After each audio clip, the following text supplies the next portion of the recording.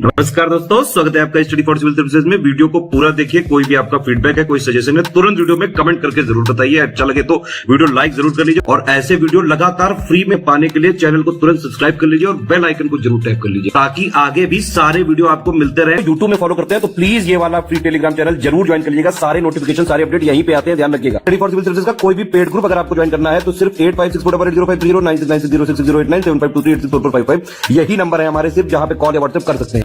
Instagram पे हमारा page जरूर फॉलो कर लीजिएगा, स्टडी फॉर सिविल .सर्विसेज है। ट्विटर पे हमको जरूर फॉलो कर लीजिएगा, @study for civils है। सारे क्वेश्चन अटेम्प्ट करिए और स्कोर अपना तुरंत कमेंट करके बताइए। दोस्तों नमस्कार, स्टडी फॉर सिविल सर्विसेज में आप सभी का स्वागत है। हम अपनी यूपीपीएससी प्रीलिम्स की जो पेड क्विज सीरीज देख रहे हैं, कंटिन्यू करेंगे यहाँ से। हमारे यूपीपीएससी 2024 प्रीलिम्स के लिए हमारे ग्रुप्स भी चल रहे हैं। आप उसमें एडमिशन अगर चाहते हैं तो डिस्क्रिप्शन बॉक्स इस वीडियो का खोल करके देखिए, या फिर इस वीडियो के स्टार्टिंग में ही इंट्रो वाले पार्ट में आपको कॉन्टैक्ट डिटेल्स मिली होंगी, आप उस पर कॉन्टैक्ट कर सकते हैं। 27 अगस्त से 16 सितंबर 2023 तक किसमें से किस देश में, यहाँ पे देश वर्ड और होना चाहिए था, तो इसमें आयोजित एक्सरसाइज जिसका नाम है ब्राइट स्टार 23, इसमें भारतीय वायुसेना ने भाग लिया। तो ये कंडक्ट हो रही है एक्सरसाइज जो है कायरो, इजिप्ट में, ठीक है। और डेट्स जो है 27 अगस्त से 16 सितंबर तक की है। तो जो है हमारी एयर फोर्सेज जो है इन दो देशों की, उनके मध्य एक्सरसाइज हो रही है, ध्यान रखेंगे, ऑप्शन बी। नेक्स्ट है, अभी रिसेंटली जो India smart city awards announce किए गए, तो उसमें हमने शायद पिछले वीडियो में भी बात की थी। तो जैसे स्टेट वाइज सिटी में इंदौर टॉप पे रहा था, ठीक है। और यहाँ पे पूछा गया है कि केंद्र शासित प्रदेश की श्रेणी में किस केंद्र शासित प्रदेश ने टॉप पोजीशन पाई है इसमें, तो चंडीगढ़ जो है यहाँ पे टॉप पे है, ऑप्शन बी। हाल ही में उत्तर प्रदेश सरकार की कैबिनेट ने 1250 करोड़ रुपए की लागत से कितने अटल आवासीय विद्यालयों को मंजूरी दी है।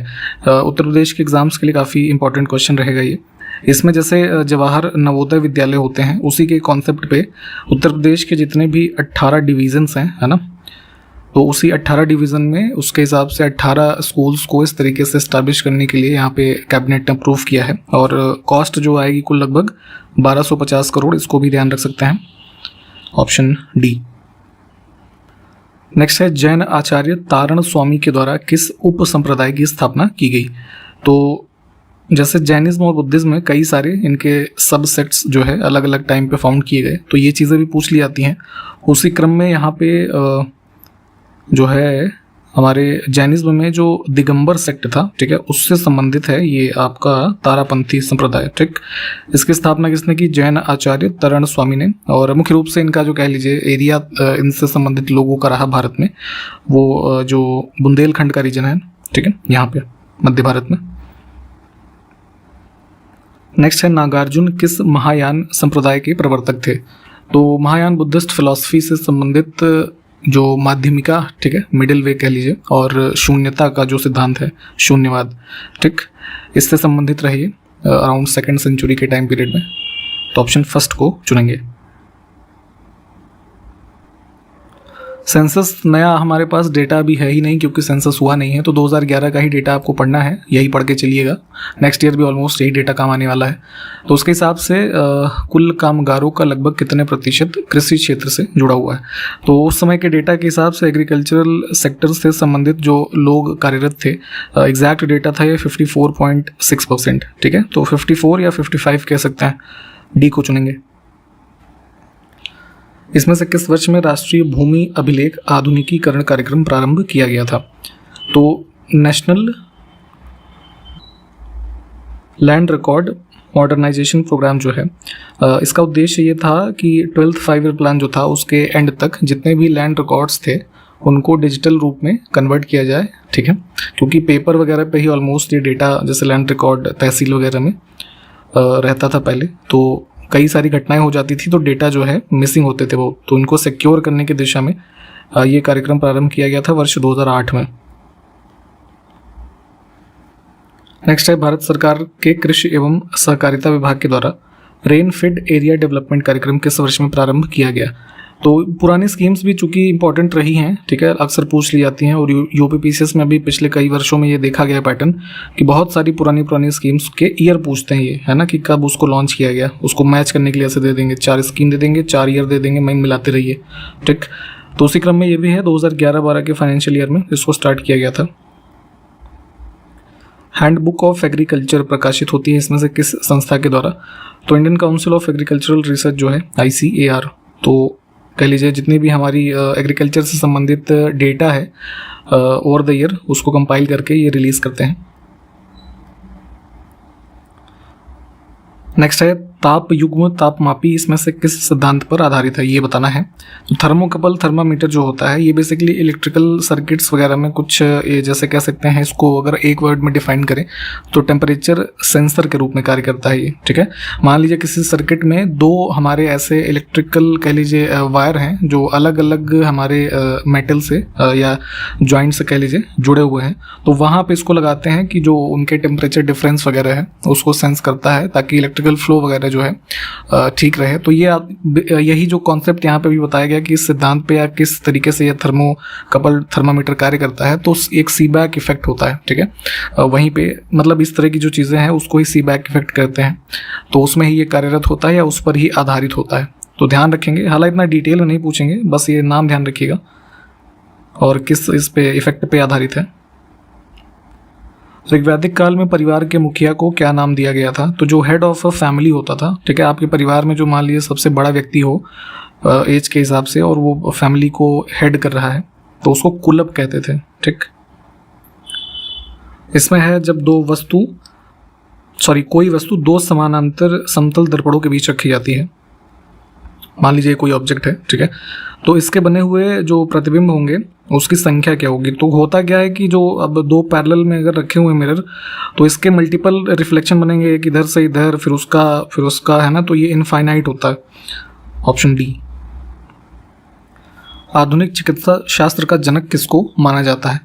तो ग्रीस के थे हिप्पोक्रेटस, ठीक है, इनको जो है मॉडर्न मेडिसिन जो है इसका जनक माना जाता है। जैसे एंशिएंट, जैसे आप ये वैदिक हिस्ट्री वगैरह में आप चरक और सुश्रुत वगैरह के बारे में जैसे पढ़ते हैं, ठीक है, तो उसी तरीके से यहाँ पे आधुनिक रूप में। निम्नलिखित में से किसने बिहार के बोध गया में पहला महाबोधि मंदिर बनवाया था? तो महाबोधि टेम्पल जो आप देखते हैं जो है सबसे फर्स्ट यहाँ पे महाबोधि टेम्पल कंस्ट्रक्ट हुआ अशोक के पीरियड में, ठीक है, 3rd सेंचुरी BC में। उसके बाद जो है जो अभी आप वर्तमान में स्ट्रक्चर यहाँ पे देखते हैं ये इसके कंस्ट्रक्शन का टाइम है करीब जो है ये 5th सेंचुरी AD, ठीक है। तो थोड़ा इसके बारे में और डिटेल में पढ़िएगा कि क्या घटनाक्रम रहा है। अलवार संतों का आविर्भाव निम्नलिखित में से किस आधुनिक राज्य से हुआ? अलवार संतों के बारे में जो है पढ़िएगा। फिलहाल ये जैसे अब इनके ओरिजिन की हम बात करें तो माना जाता है कि अलवार संत जो कुल इनकी संख्या हुई 12, ठीक है, तो अराउंड 4200 BC से 2700 BC के आसपास तक इनका टाइम पीरियड माना जाता है। तमिलनाडु स्टेट से जो वर्तमान है इससे मुख्य रूप से एसोसिएटेड रहे सभी लोग, और अपने जो इन्होंने कह लीजिए रचनाएं की उसमें प्रमुख रूप से जिसको इन्होंने प्रेज किया वो भगवान विष्णु को, ठीक है, जो है ये इसमें अपने गीतों में या अपनी कंपोजिशंस में से, ठीक है, इनको प्रेज करते थे। और एक फैक्ट एग्जाम में ये पूछा जाता है कि अलवार संतों की कुल संख्या जैसे 12 है तो 12 में कितनी महिलाएं थी? तो एक ही महिलाएं थी, इनका नाम था जो है ये अंदेल या फिर अंदाल, है ना, इस तरीके से लिखा मिलता है, तो ये भी ध्यान रखिएगा, ठीक। और एक फैक्ट ये पूछ लेते हैं कि जितनी भी इनकी हाइम्स इनके द्वारा रची गई उसका कंपोजिशन जो है या कंपाइलेशन किस नाम से जाना जाता है? तो उसको दिव्य प्रबंध कहते हैं, ठीक। तो ये कुछ बेसिक चीज़ें हैं और डिटेल में चाहे तो इसको पढ़िएगा। नेक्स्ट है वराह मिहिर का पंच सिद्धांतिका, इसमें से किस विषय से संबंधित है? तो एक पुस्तक है पंच सिद्धांतिका, एस्ट्रोनॉमी से संबंधित है, ठीक है, खगोल विज्ञान, और खगोल से संबंधित 5 प्रमुख घटनाओं से रिलेटेड ये पुस्तक, और लेखक का नाम भी ध्यान रखिएगा वराह मिहिर। नेक्स्ट है लॉ ऑफ कूलिंग, शीतलन का नियम इसमें से किसने दिया था? तो सबसे पहली बार ये भी जो है न्यूटन ने ही बताया कि मान लीजिए कोई बॉडी है, ठीक है, तो धीरे धीरे उसके आसपास के जो सराउंडिंग टेम्परेचर है उसकी वजह से जो बॉडी के आउटर पार्ट से कूलिंग स्टार्ट होती है। तो इसी सब के रिलेशनशिप के संबंध में लॉ ऑफ कूलिंग बताया इन्होंने।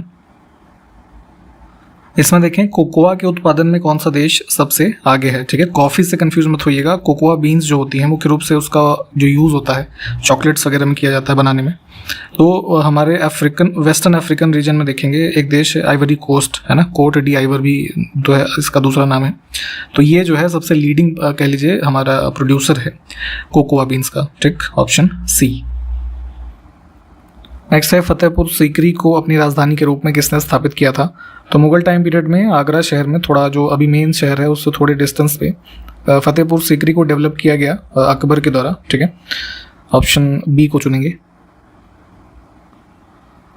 नेक्स्ट है रशिया का एक यूनिवर्सिटी है मिनीन यूनिवर्सिटी। ठीक है, तो ये अपना एक स्टडी सेंटर इस्टेब्लिश करेंगे इंडिया में चौधरी चरण सिंह जो है यूनिवर्सिटी में। तो पूछा गया है कि ये जो चौधरी चरण सिंह यूनिवर्सिटी है कहाँ पे लोकेटेड है? तो चूंकि ये उत्तर प्रदेश में ही है तो इस वजह से इंपॉर्टेंट फैक्ट है। तो CCS हमारा है मेरठ में। नेक्स्ट है अगस्त 2023 में एमरसन मंगाग्वा किस देश के राष्ट्रपति के रूप में दोबारा चुने गए हैं? तो सेकेंड टर्म के लिए अफ्रीका में जिम्बाब्वे जो देश है, ठीक है, यहाँ के जो है प्रेसिडेंट के रूप में चुने गए हैं। Option first. प्रतिवर्ष परमाणु परीक्षणों के खिलाफ अंतर्राष्ट्रीय दिवस किस दिन मनाया जाता है? तो international day against nuclear test मनाते हैं प्रतिवर्ष 29 अगस्त को, और ये ऑब्जर्व किया जा रहा है वर्ष 2009 से, इसको भी ध्यान रखेंगे। अगस्त 2023 में ही हुन मानिट को किस देश का प्रधानमंत्री नियुक्त किया गया है? तो ये अपॉइंट हुए हैं प्राइम मिनिस्टर कंबोडिया के। ऑप्शन फर्स्ट को चुनेंगे। इसमें देखें केंद्र सरकार 1 सितंबर 2023 से कितने राज्यों केंद्र शासित प्रदेशों में मेरा बिल मेरा अधिकार GST इनाम योजना शुरू करेगी। ठीक है, तो central board of indirect taxes ने रिसेंटली अनाउंस किया है कि यहाँ पे जो हमारे 6 राज्य या केंद्र शासित प्रदेश हैं इसमें कुल शामिल हुए, इनमें GST रिवॉर्ड स्कीम जो है इसको चलाया जाएगा। तो जैसे आप कुछ सामान खरीदिए उसके लिए मतलब कुल मिला के अवेयरनेस बढ़ानी है कि आप अपने सामान का बिल लीजिए जो दुकानदार है, तो ऐसे ही जो है कुछ सेलेक्टेड लोगों को यहाँ पे GST रिवॉर्ड स्कीम के तहत इनाम वगैरह दिए जाएंगे। तो ये 1 सितंबर से स्टार्ट होगा, और इसमें जो ये 6 में शामिल राज्य और केंद्र शासित प्रदेश हैं, तो जैसे असम है, गुजरात हो गया, पुडुचेरी है, ठीक है, तो इस तरीके से देख लीजिएगा 6 के नाम, ध्यान रखना है इसको। Option B. हाल ही में पुरातत्वविदों ने किस देश में लगभग 3000 साल पुराने पुरोहितों के मकबरे का पता लगाया है? तो बहुत ही पुरानी सिविलाइजेशन से संबंधित एक कह लीजिए टॉम की खोज की गई है, सिरेमिक फील्ड था इसमें। ठीक है, कहाँ पे? साउदर्न अमेरिकन कॉन्टिनेंट में, पेरू में। ठीक है, इसमें ईयर ध्यान रखिएगा, लगभग 3000 साल पुराना, और माना जा रहा है कि उस समय जो है कुछ रिलीजियस एक्टिविटीज़ से संबंधित जो पुरोहित या लोग थे उनसे संबंधित ये जो है टॉम है। ठीक, तो पेरू इसमें आंसर हमारा करेक्ट हो जाएगा। किस राज्य सरकार ने 27 अगस्त से 2 सितंबर 2023 तक ओणम सप्ताह समारोह की मेजबानी किया? तो ओणम कहाँ पे होता है? ये केरला में। ठीक है, मुख्य रूप से तिरुवनंतपुरम में जो है अभी ये सेलिब्रेशन का टाइम देख लीजिए, तो यहाँ पे आयोजन इसका हो रहा है। हाल ही में ब्राइट चिड़ियाघर में विश्व के पहले स्पॉटलेस जिराफ का जन्म हुआ, जो कहाँ पे स्थित है? तो ब्राइट चिड़ियाघर है US का एक स्टेट है टेनेसी। ठीक है, वहाँ का ये जू है। तो यहाँ पे ये बेसिकली न्यूज़ में ये था कि अराउंड 31 जुलाई 2023 को है ना एक ये जिराफ का जन्म हुआ। तो यूजुअली आप देखते हैं कि जिराफों में क्या होता है कि ऐसे जैसे ब्राउन कलर का चकत्ता होगा, फिर कुछ एरिया वाइट होता है, ऐसे पूरे उनके शरीर पे होता है। ठीक है, लेकिन यहाँ पे एक जो ये जन्म हुआ है इसका नेक्स्ट जिराफ का, तो ये रेयरेस्ट है ना विश्व में, जो कि जैसे ब्राउन कलर के जैसे आपने घोड़े देखे होंगे तो लगभग पूरा ही ब्राउन है ये, है ना, तो इस वजह से चर्चा में रहा था, तो ध्यान रखना है। Option first. देश की पहली वैदिक घड़ी कहाँ स्थापित की जा रही है? हालांकि स्थापित हो चुकी है अभी ये यहाँ पे मध्य प्रदेश के उज्जैन में। ठीक है, अराउंड नवंबर 2022 में इसको स्टैब्लिश किया गया था। मध्य प्रदेश के जो एजुकेशन मिनिस्टर थे उन्होंने इसका फाउंडेशन किया था, कह लीजिए। आपको याद होगा कि पहले मैंने बताया हुआ है कि देश भर में 5 एस्ट्रोनॉमिकल ऑब्जर्वेटरी, जिसको कि जंतर मंतर के नाम से आप जानते हैं, इसको स्टैब्लिश किया था महाराजा जो सवाई ये जय सिंह सेकंड थे। ठीक है, इन्होंने, तो उसमें से ही एक उज्जैन है। तो उज्जैन उसी स्थल पे यहाँ पे ये वैदिक कैलकुलेशंस के हिसाब से उस समय कैसे लोग टाइम कैलकुलेट करते थे उससे संबंधित एक ये कुछ क्लॉक इस्टेब्लिश किया था उन्होंने। डिटेल में चाहे अगर आप पढ़ना तो इसको सर्च करके पढ़ लीजिएगा। और ये जंतर मंतर की जो 5 की लिस्ट है इसको भी ध्यान रखिएगा कि जैसे एक उज्जैन में था, दूसरा कहाँ पे, जैसे न्यू दिल्ली में काफ़ी पॉपुलर है जंतर मंतर, उज्जैन और ये जयपुर, मथुरा और वाराणसी। ठीक, हाल ही में किस देश की राजधानी ताइपे में पहला हिंदू मंदिर जिसका नाम है सबका मंदिर, ये मंदिर का ही नाम दिया गया है, ये बन करके तैयार हुआ है? तो ताइपे किसकी कैपिटल है? ताइवान की। ठीक है, ध्यान रखिएगा यहाँ से, यहाँ पे इसको बनाया गया है। यूपीपीएससी प्रीलिम्स के लिए एक चीज़ ध्यान दीजिएगा कि एक क्वेश्चन ये लोग जरूर पूछते हैं कंट्री और कैपिटल का, ठीक है, तो इस चीज़ को भी पढ़ना ज़रूरी है। तो कई सारे क्वेश्चन में आपको हिंट दिया जाएगा, जैसे मान लीजिए अगर आपको इसका आंसर पता ही नहीं है तो कैपिटल अगर पता होगी तो आप वहाँ से आंसर निकाल सकते हैं, ठीक है। तो इस हिसाब से भी चीज़ों को ध्यान रखें। नेक्स्ट है, हाल ही में किस संस्था ने 100 भाषाओं को ट्रांसलेट करने वाला एक आर्टिफिशियल इंटेलिजेंस बेस्ड सिस्टम है जिसका नाम है सीमलेस M4T, इसको पेश किया है। तो ये जो डेवलप किया है फेसबुक की जो पेरेंट कंपनी है मेटा, इन्होंने, और इसमें वही है कि जो है आप लगभग 100 भाषाओं को, ठीक है, उसको कन्वर्ट कर सकते हैं, अन्य लैंग्वेजेस में ट्रांसलेट कर सकते हैं टेक्स्ट और स्पीच के माध्यम से, ठीक। तो इस प्लेटफॉर्म का नाम ध्यान रखना है, सीमलेस M4T।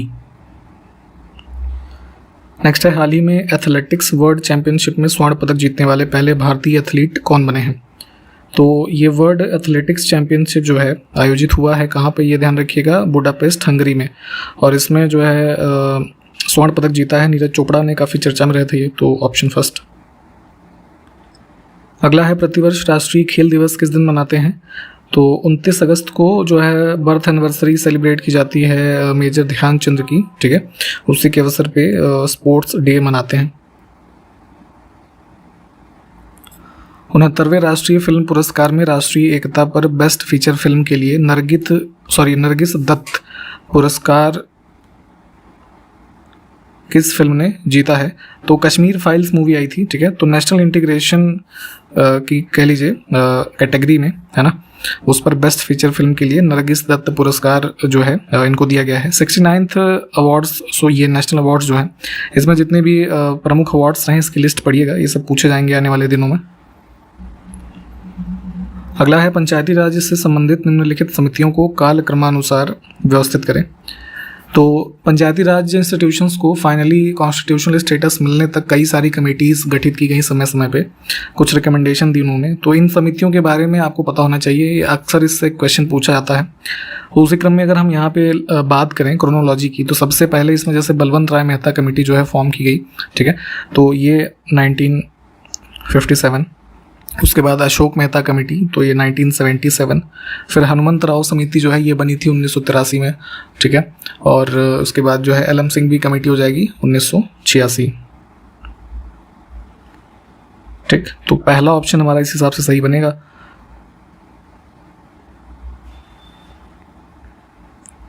अगला है, सार्वजनिक स्वास्थ्य और स्वच्छता संविधान की किस सूची में निहित है। तो सब्जेक्ट्स जो है हमारे यूनियन लिस्ट, स्टेट लिस्ट और कॉन्करेंट में विभाजित है। तो उसी क्रम में यहाँ पे जो हमारा पब्लिक हेल्थ एंड सैनिटेशन और हॉस्पिटल एंड डिस्पेंसरी, ये जो सब्जेक्ट है ये स्टेट लिस्ट का भाग है। भारतीय संविधान का सबसे लंबा संशोधन इसमें से कौन सा है। तो सबसे लॉन्गेस्ट अमेंडमेंट, जिसको कि मिनी कॉन्स्टिट्यूशन की भी संज्ञा दी जाती है, ये टर्म ध्यान दीजिएगा, 42nd अमेंडमेंट था जिसमें बहुत सारे अमेंडमेंट हुए कॉन्स्टिट्यूशन में 1976 में। भारत के संविधान के निम्नलिखित में से किस अनुच्छेद के तहत प्रत्येक वित्तीय वर्ष के संबंध में भारत सरकार के अनुमानित प्राप्तियों और व्यय का एक विवरण संसद के समक्ष रखा जाना है, ये किस अनुच्छेद में है। तो यहाँ पे किसकी बात हो रही है, जो आपका बजट प्रस्तुत होता है तो वो क्या होता है, एनुअल फाइनेंशियल स्टेटमेंट, ठीक है। ये टर्म हमारे कॉन्स्टिट्यूशन में यूज हुआ है, जो कि इसमें डिफाइंड किस में है, आर्टिकल 112 में, ठीक है। इस चीज़ को ध्यान रखेंगे, बजट शब्द चूंकि है नहीं तो यहाँ पे ऑप्शन हम इसमें जो है सी को चुनेंगे। भारतीय संविधान का अनुच्छेद 371A इसमें से किस राज्य को विशेषाधिकार प्रदान करता है। तो नागालैंड राज्य से संबंधित, जैसे जो नागा लोगों से संबंधित है ना, कुछ विशेष अधिकार है रिलीजन के संबंध में, उसके बारे में ये अनुच्छेद 371A जो है ये कॉन्स्टिट्यूशन में इनेक्टेड है। ऑप्शन ए को चुनेंगे। इसमें ध्यान दीजिएगा 371A, 371B, C, D ऐसे कई आर्टिकल हैं जिसमें अलग अलग राज्यों से संबंधित कुछ विशेष प्रावधान है, इसको पढ़िएगा एक बार। नेक्स्ट है, निम्नलिखित में से किसने भारतीय कृषि सेवा शुरू की। तो Indian agricultural service British time period पे स्टार्ट किया गया था, मिंटो जो है, ऑप्शन सी को चुनेंगे, अराउंड 1906 में। नेक्स्ट है, गिनी गुणांक या गिनी अनुपात अर्थव्यवस्था में निम्नलिखित में से किस माप से संबंधित है। तो गिनी कॉफिशिएंट होता है, जैसे इकोनॉमिक्स में आपने शायद पढ़ा हो कभी, तो इनकम इनइक्वालिटी को जो है किसी देश के अंदर ये रिप्रेजेंट करता है, जहाँ पे जैसे ये गिनी कोफिशिएंट की वैल्यू जैसे 1 होगी तो मैक्सिमम इनइक्वालिटी होगी, 0 होती है तो मैक्सिमम इक्वालिटी होती है। ठीक है, तो डिटेल में चाहे तो आप देखिएगा, फिलहाल ऑप्शन सी को चुनेंगे। अगला है वाष्पीकरण की दर कब बढ़ जाती है। ठीक है, तो मान लीजिए जैसे एग्जाम्पल के रूप में देखते हैं, आपने कोई कपड़ा धुला, ठीक है, अब उसको इकट्ठा करके ही अगर तार पे डाल दिए, मान लीजिए कोई शर्ट आपने धुली, उसको बिना फैलाए आप डालेंगे तो वो देर में सूखेगी, परंतु उसी शर्ट को हम तार पे है ना पूरा फैला के सुखाते हैं तो क्या करते हैं हम, सरफेस एरिया इंक्रीज करते हैं ना, तो ऐसी स्थिति में वाष्पीकरण जो पानी का है वो जल्दी होगा। ठीक, नेक्स्ट है भूपर पट्टी में कार्बन का लगभग प्रतिशत जो है वो कितना है। तो अर्थ क्रस्ट में हमारे पाए जाने वाले जो एलिमेंट्स हैं उसके परसेंटेज भी कई बार पूछे जाते हैं। तो जैसे ऑक्सीजन के बारे में पूछा गया तो ये लगभग 47%। ठीक है, सिलिकॉन के बारे में पूछा जाता है अराउंड 28%। ठीक है, एल्यूमिनियम 8%। तो वैसे ही अब जैसे अदर्स में 2% आता है। ठीक है, तो उसी 2% के अंदर जब कार्बन को देखें हम तो इसकी मात्रा लगभग 0.025% है।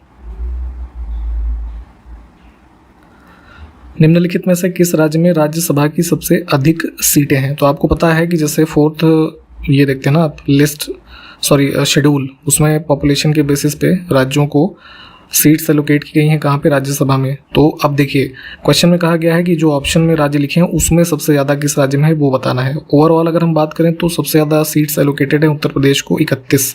ठीक, अब इन राज्यों में जैसे आंध्र प्रदेश के लिए 11 सीट है, राजस्थान के लिए 10, कर्नाटका 12, बिहार के लिए 16 है।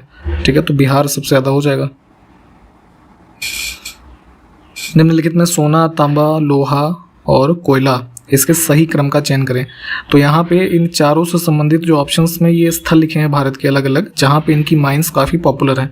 तो KGF मूवी अगर आपने देखी होगी तो कोलार सोने से संबंधित है, बस यहीं से आंसर आ गया क्योंकि कोलार सबसे पहले है सोने से रिलेटेड। ठीक, खेतड़ी जो है जैसे तांबे के लिए राजस्थान में, फिर कुद्रेमुख जो हो गया लोहे से, और झरिया कोयला से। ठीक है, तो ऑप्शन बी को चुनेंगे। ठीक, तो इसी के साथ यहाँ पे इस वीडियो को हमने कंप्लीट किया है। कंटिन्यू करेंगे इसके आगे अगले वीडियो में, तब तक के लिए नमस्कार, जय हिंद।